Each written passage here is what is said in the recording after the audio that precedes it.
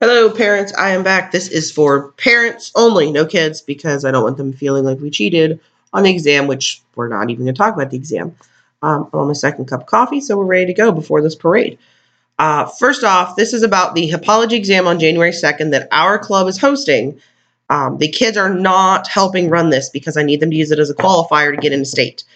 So this is one of those ones where like the parents help raise stuff for their kids. But as the parents who've done this before can tell you, it's not horrible. You don't have to actually have any horse knowledge to be helpful. More or less, you need computer knowledge and a really good attitude.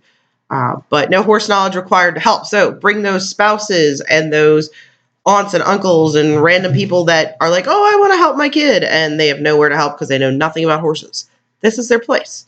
All right, so in a hippology meet is a contest that lasts a little over half a day.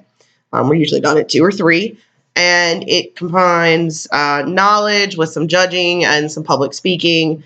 And so we have a couple of rooms we have to judge. Hopefully the all-stars, which are the honors club of aged out and retired 4-Hers, which I'm hopefully becoming part of soon, will be coming to help us too, but there's no guarantee on us working on that. But we're going to need every parent.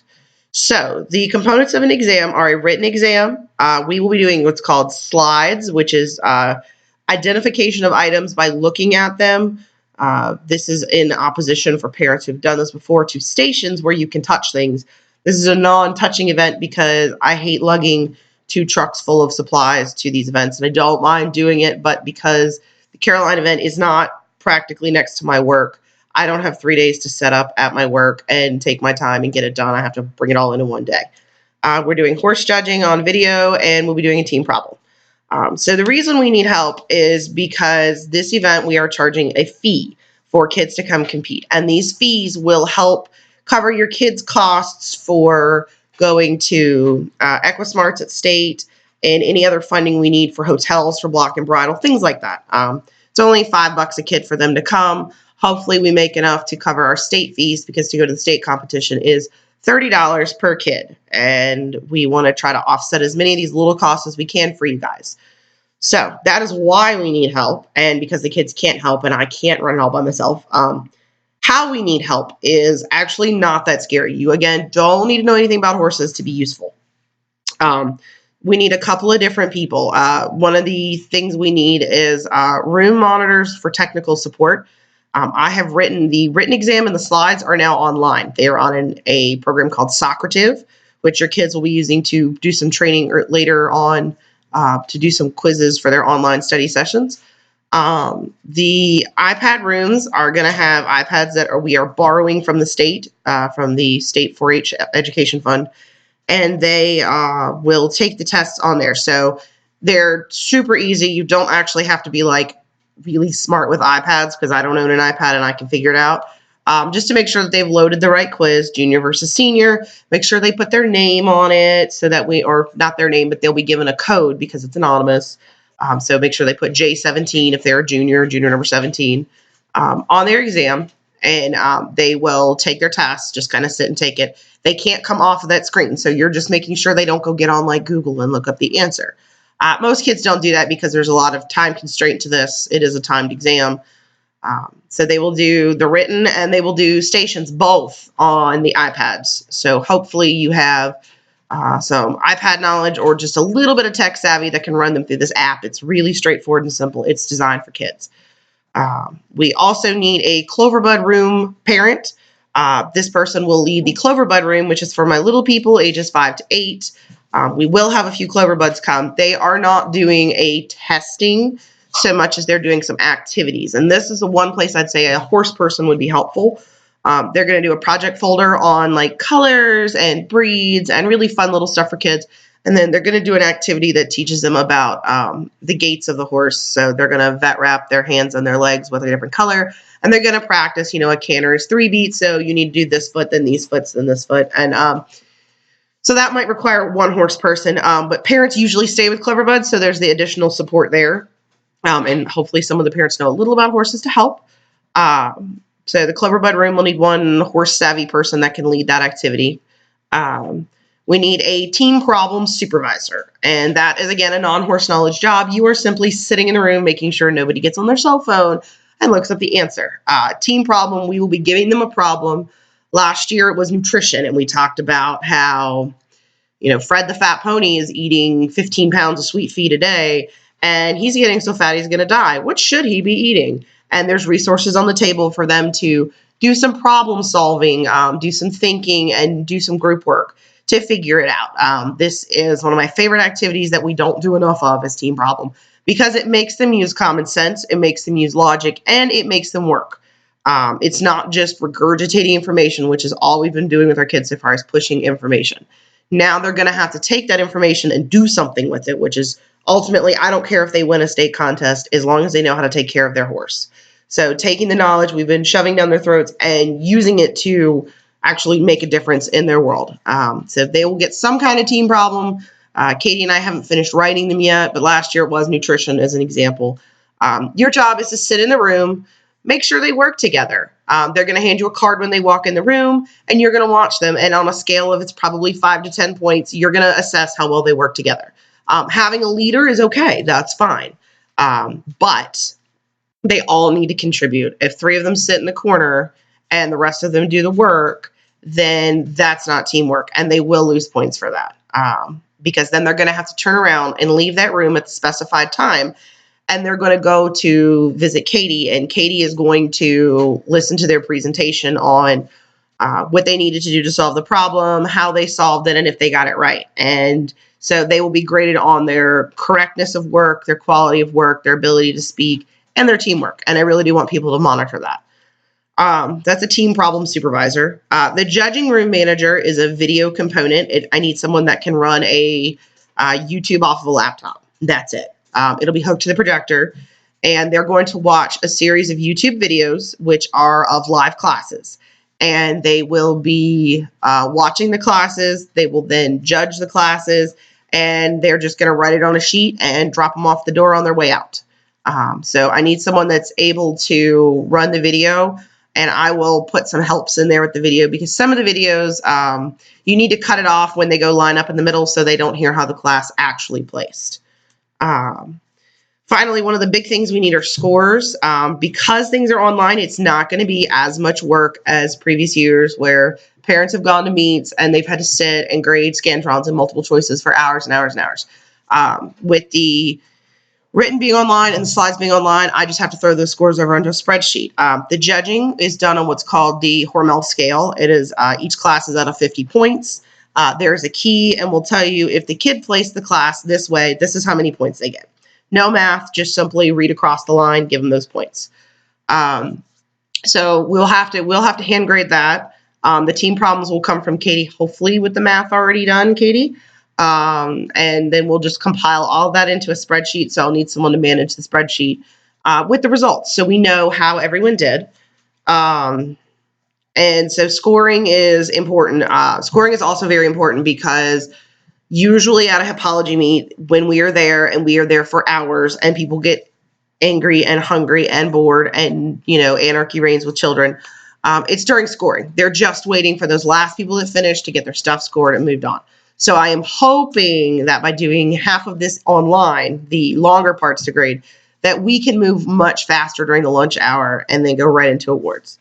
Finally, the last thing I need is food help. I am going to hopefully call Rosa's Pizza, which is in Caroline, or Luso Food, or one of the local restaurants, and see if they will work with us on food. We're going to offer food in a concession style, but I'm going to see if maybe like Rosa's will donate like 15 free pizzas or something, and we can sell pizza at $1 a slice, so that it saves us a little money and we're not cooking. If not, if all that falls through, last year we did grilled cheese and tomato soup, and it went over really well. I mean, we're talking Campbell's and a George Foreman just doing the grilled cheese. It was super easy. It went over well. Nobody really had a fight over it. It was vegetarian, so everybody was happy, and it was food, and it was something for people to do while we finished scores. So those are the different places we need help. It's not really super secret from the kids, but I don't want them worrying about how the meet goes on, because they need to worry about how they're doing. But we definitely need help in all of those areas. We need every parent spouse, every parent, spouse's mother, all those assorted people in life. You know, my trainer wants to be here to support me because this is a non-riding activity. We want your trainer. The clubs that are coming, it's not just our kids.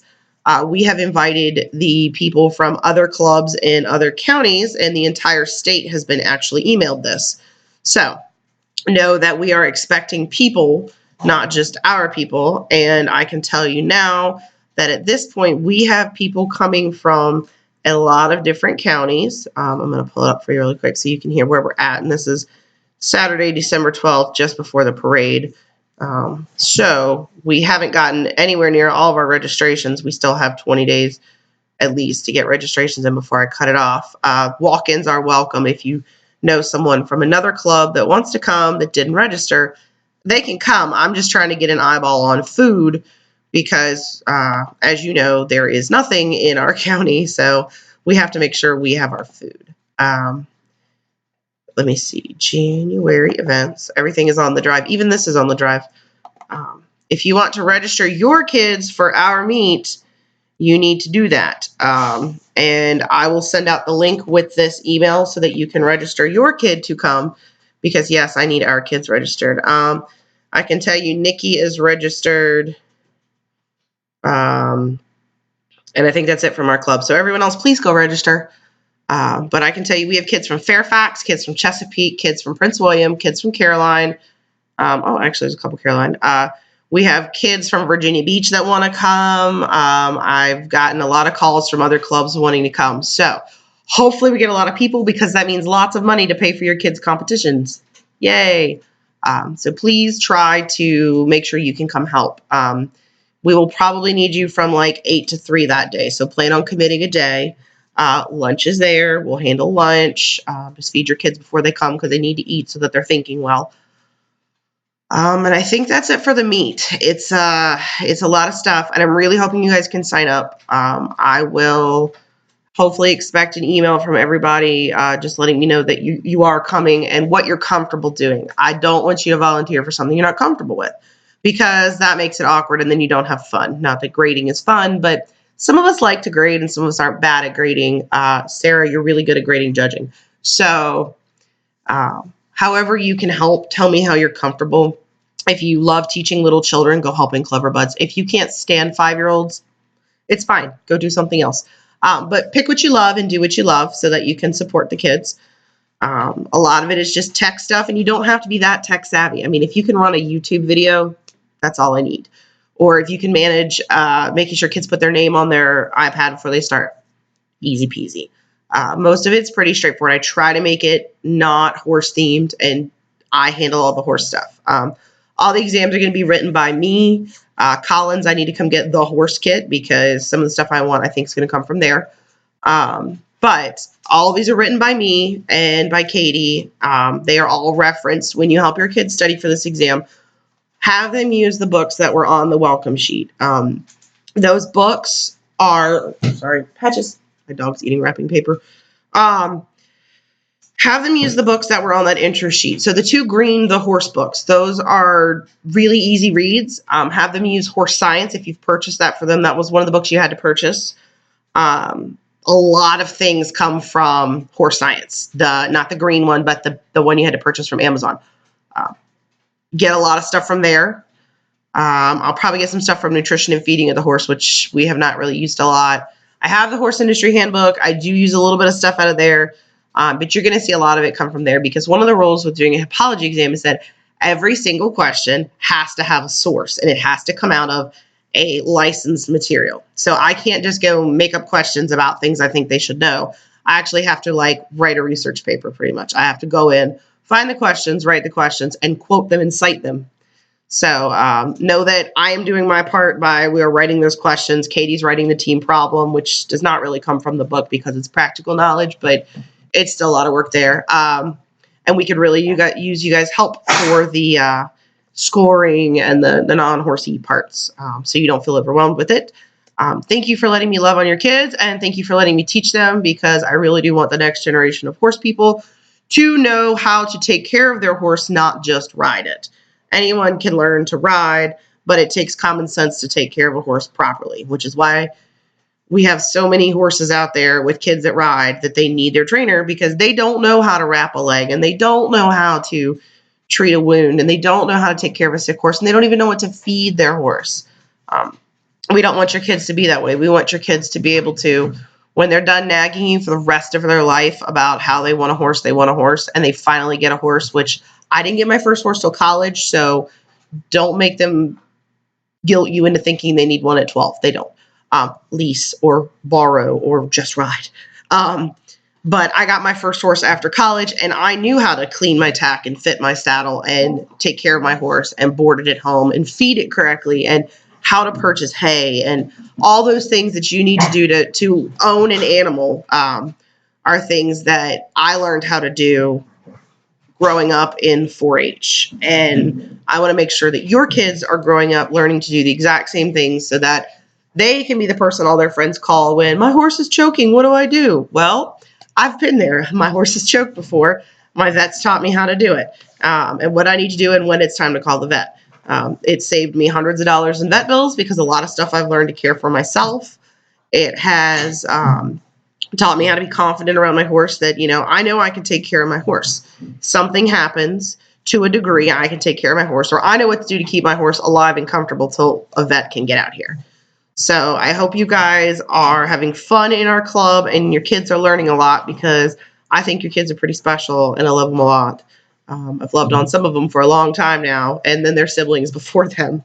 So we are excited to have you guys. Thank you for helping grow your kids. 4-H is one of those things where some clubs, parents just drop them off and go, and I want you to have that bond with your kid, and I love that you guys are involved with your kids. That makes a huge difference to me, and believe me, Katie and I couldn't do this without parental support. So thank you for helping. And we will see you at the meet. Please email me what you want to do to help, and we will get you signed up there. I will see you guys later.